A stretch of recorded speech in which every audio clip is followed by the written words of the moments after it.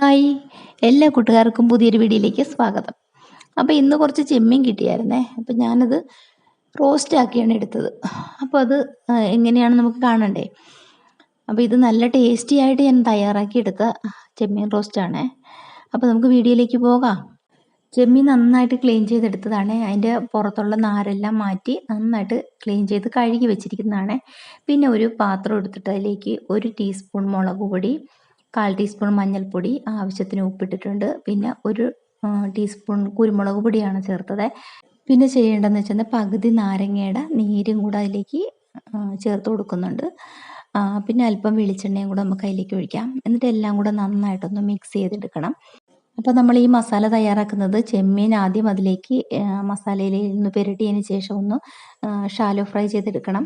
അപ്പോൾ ഞാൻ ഈ മസാലക്കൂട്ടിലേക്ക് തന്നെ 1 ടീസ്പൂൺ വെള്ളവും കൂടെ ചേർത്തിട്ടുണ്ട്. എന്നിട്ട് എല്ലാം കൂടെ ഒന്ന് മിക്സ് ചെയ്തെടുത്തിട്ട് നമ്മൾ ക്ലീൻ ചെയ്ത് വെച്ചിരിക്കുന്ന ചെമ്മീൻ അതിലേക്ക് ചേർത്ത് നന്നായിട്ടൊന്ന് പുരട്ടി വയ്ക്കാം.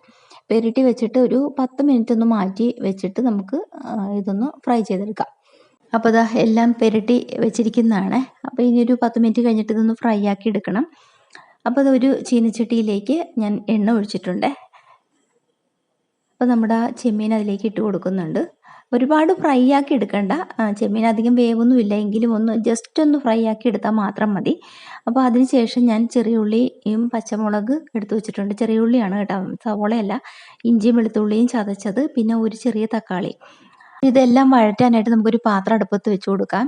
അതിലേക്ക് ഞാൻ എണ്ണ ഒഴിച്ചിട്ടുണ്ട്. 1 ടേബിൾ സ്പൂൺ എണ്ണ ഒഴിച്ചിട്ടുണ്ട്. അതിലേക്ക് അരിഞ്ഞു വെച്ചിരിക്കുന്ന ചെറിയുള്ളിയും പച്ചമുളകുമാണ് ആദ്യം ചേർത്ത് കൊടുത്തത്. അതിനുശേഷം നമുക്ക് ഇഞ്ചിയും വെളുത്തുള്ളിയും ചതച്ചതും കൂടെ ചേർക്കാം.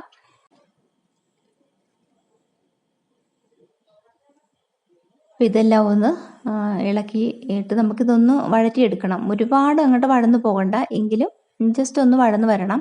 ഇനി ഇതിലേക്ക് നമുക്ക് പൊടികൾ ചേർത്ത് കൊടുക്കാം. 1 ടേബിൾ സ്പൂൺ മുളക് പൊടി ചേർത്തിട്ടുണ്ട്. പിന്നെ 1 ടീസ്പൂൺ മല്ലിപ്പൊടി, പിന്നെ 1/4 ടീസ്പൂൺ മഞ്ഞൾപ്പൊടിയും ചേർത്തിട്ടുണ്ട്. പിന്നെ അല്പം പെരിഞ്ജീരകത്തിൻ്റെ പൊടിയാണ് ഞാൻ ചേർത്തത്. അപ്പോൾ ഇതെല്ലാം കൂടെ ഒന്ന് മിക്സ് ചെയ്തെടുക്കാം.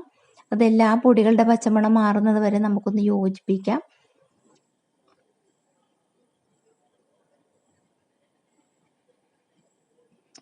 ഇനി ഇതിലേക്ക് നമ്മൾ അരിഞ്ഞു വെച്ചിരിക്കുന്ന തക്കാളി, ഞാൻ 1 തക്കാളിയാണ് ഇതിലേക്ക് ചേർത്തിരിക്കുന്നത്. എല്ലാം കൂടെ നന്നായിട്ടൊന്ന് യോജിപ്പിക്കാം. അപ്പോൾ ഇതിലേക്ക് ഞാൻ പിന്നെ അല്പം ചൂടുവെള്ളമാണ് ഒഴിച്ച് കൊടുത്തിരിക്കുന്നത്. അപ്പോൾ എല്ലാം കൂടെ ഒന്ന് യോജിച്ച് വരാൻ വേണ്ടിയിട്ട്, മസാലകളെല്ലാം ഒന്ന് പിടിച്ച് കിട്ടാൻ വേണ്ടിയിട്ടാണ്. അപ്പോൾ തക്കാളിയും മസാലകളും എല്ലാം, ഈ ചെറിയ ഉള്ളി എല്ലാം കൂടെ ചേർന്ന് നല്ല ഒരു മിക്സായിട്ട് നമുക്ക് കിട്ടും. നല്ല ടേസ്റ്റാണ്. അത് ചെറിയ ഉള്ളി തന്നെ ചേർക്കണം. സവോളയേക്കാളും കൂടുതൽ ടേസ്റ്റ് ചെറിയ ഉള്ളിക്കാണ്. അപ്പോൾ ഇത് കണ്ട ഈ ഒരു രീതിയിലാണ് എടുത്തിരിക്കുന്നത്. അപ്പോൾ ഇതിൻ്റെ പച്ചമണം എല്ലാം മാറി നന്നായിട്ട് കുറുകി വന്ന ആ ഒരു ടൈമിലാണ് നമ്മൾ ഫ്രൈ ചെയ്ത് വെച്ച ചെമ്മീനും കൂടെ അതിലേക്ക് ചേർത്ത് കൊടുത്ത് നന്നായിട്ടൊന്ന് ഇളക്കി യോജിപ്പിക്കാം. അപ്പോൾ മസാലയിൽ കിടന്ന് നന്നായിട്ടൊന്ന് ആ ചെമ്മീൻ ഒന്ന് യോജിക്കണം. അപ്പോൾ ഈ സമയത്ത് ഉപ്പ് പോരുന്നുണ്ടെങ്കിൽ ചേർത്ത് കൊടുക്കാം. പിന്നെ ലാസ്റ്റ് ഞാൻ അല്പം പെരിഞ്ജീരകത്തിൻ്റെ പൊടിയും കൂടെ ചേർത്തിട്ടുണ്ടായിരുന്നേ. എന്നിട്ട് അതിലേക്ക് കുറച്ച് മല്ലിയിലയും കൂടെ ചേർത്തിട്ടുണ്ട്. ഇനി എല്ലാം കൂടെ നന്നായിട്ടൊന്ന് മിക്സ് ചെയ്ത് കൊടുക്കാം. അപ്പോൾ നോക്കിയിട്ട് കുരുമുളകിൻ്റെ ടേസ്റ്റ് കൂടുതൽ വേണ്ടവർക്ക് വേണമെങ്കിൽ അല്പം കൂടെ ചേർത്ത് കൊടുക്കാവുന്നതാണ്.